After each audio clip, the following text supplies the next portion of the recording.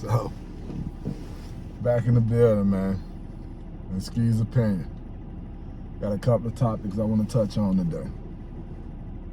First thing first, I want to give a major shout out to my boy. Round of applause to my man, FYB J-Man. J-Man was in oblock, pushing peace with DQ. One of the oblockians, as he said, the oblockians.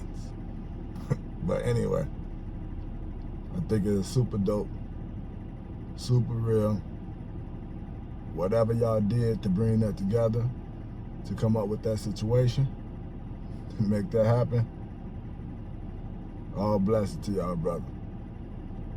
You're making me a real believer, J-Man. You're making me a real believer, and I think that you're catching others' attention too. You're out there pushing peace for real. Young told you, you want to push peace for real? Go to O-Block, in the middle of O-Block, and tell them, you went to O-Block, man. You went to O-Block.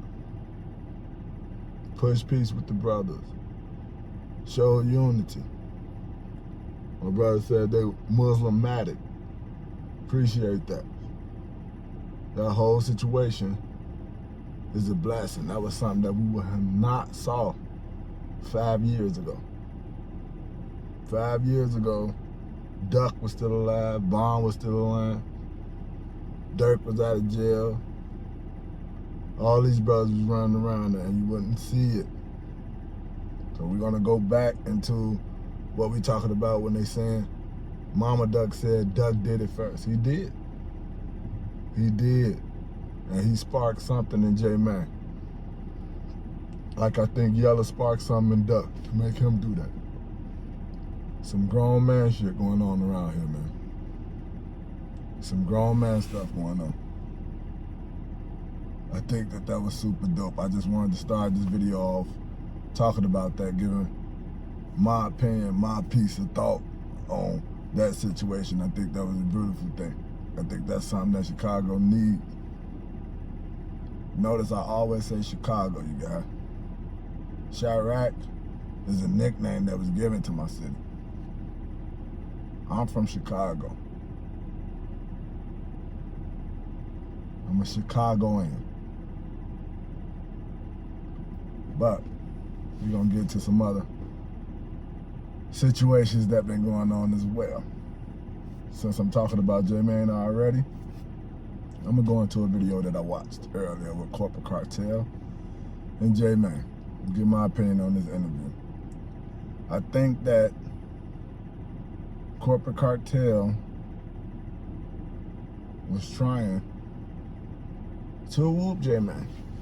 He was asking him questions to see what type of answer and what type of energy was gonna come out. Can he get him to bug up or whatever on the show? He kept telling the man, stop asking him questions like that. That was gonna trigger a negative response. One thing that I did see that the brother said that I thought was really dope, and I thought he was telling the truth, was, brother, don't ask me that. I'm giving you one more time. You ask me that again, this is over. Said his time is money, and he get paid for his time. So don't waste it. He's saying, at this moment, this man is one of the biggest influencers in Chicago. He's all over the place. He's making huge strides. And that brother could have asked him something different. You could have asked him about the Dirk concert and focused more on that. You could have asked this brother about being in O-Block with DQ and them, with the O-Blockians, as you say. But you want to ask him stuff like, Butter said that you snort coke. Nobody believed what Butter said, but like he said, you on a bigger platform. He came on your platform. He know what you asking that question, that you pushing this narrative even more. He ignored it. He never spoke on it. He never reacted to it or anything, so why even ask the question? He wanted to keep spinning it back to, well, this is what the people want to hear. I get that. The people do want to hear, you know, the messy stuff. And you can slide that in here and there. But if the brother telling you, don't continue to keep asking me something like that, or this interview will be over, don't continue to keep asking the brother that. He came on your show. Out of respect of him coming on your show and interviewing with you and answering your questions, why keep provoking him when he's telling you that he's uncomfortable with that? But I think the brother was trying to troll. He was trying to get some more clicks and hits on his pages. He kind of actually said that, like, well, I know that these questions and this is the stuff that the fans want to hear and it'll get more clicks and this. He said that that's what he was trying to do. And the brother peeped it. And he wasn't going for it. If y'all paid attention, he was not letting them do that. So he said, I'm going to handle it. Go to the next question. Like, I'm not finna answer that.